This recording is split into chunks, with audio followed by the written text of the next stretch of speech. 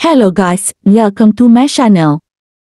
Okey, korang, kali ini saya nak kongsi satu lagi aplikasi penghasil koin dalam dolar. Nama aplikasi ni SBug Rescue. Baiklah, kita akan lengkapkan profil kita dahulu. Korang boleh pilih avatar yang korang nak guna. Dah tu isi nama yang korang nak pakai ikut kemahuan korang.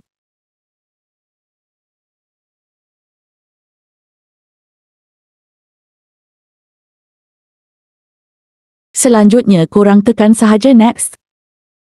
Next lagi. Next. Dan tekan finish.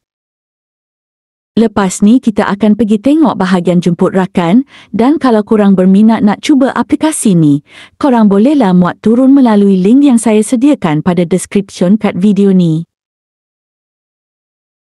Baiklah, kita berpindah pula ke bahagian offer. Dia ada hard offer, task offer dan survey offer. Sekarang kita tengok pula kat bahagian withdraw. Korang ada banyak pilihan e-wallet, tapi sebaiknya korang gunakan PNG. Seperti biasa, korang perlu ada minimum 35 sen US dollar untuk membuat pengeluaran. Okey, kita akan mula bermain dan kumpul koin pada aplikasi ini. Okey, sebelum tu korang ada nampak dia kata kena muat turun aplikasi dari iklan yang bakal muncul nanti, tapi korang boleh je abaikan dan tekan start.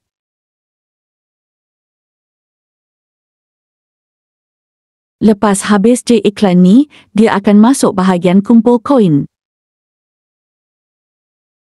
Korang boleh tengok macam ni lah tampilan aplikasi ni ketika aplikasi ni tengah aktif untuk melombong koin.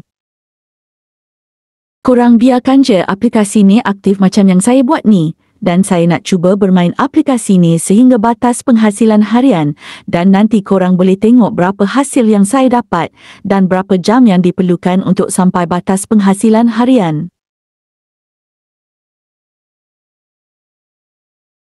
Saya akan potong video ni dan tunjuk screenshot agar dapat menjimatkan sedikit masa.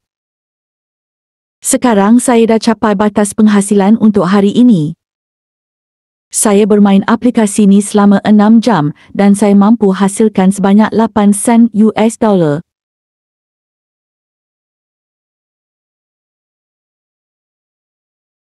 Sekian dan terima kasih. Korang jangan lupa subscribe agar saya lebih semangat buat video yang boleh menjana duit dalam dolar. Okey, korang jumpa di next video.